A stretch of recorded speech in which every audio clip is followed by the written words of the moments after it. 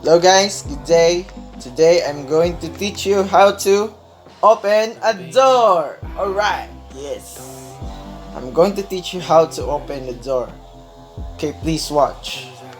This DIY will teach you how to open the door in your home.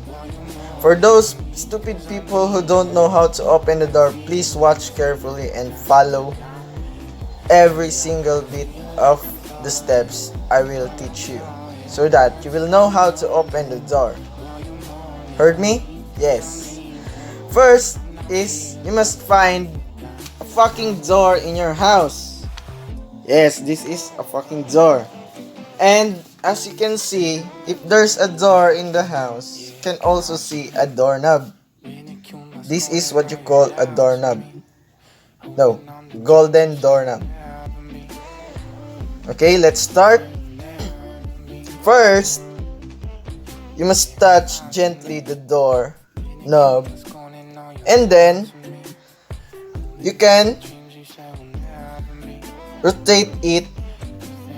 This kind of doorknob is rotatable clockwise or counterclockwise.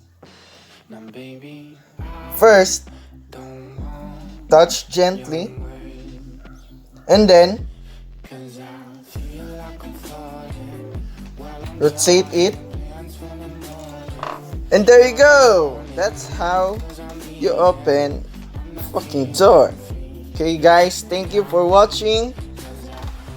Please subscribe and share for more how to do it videos in your home. Thank you.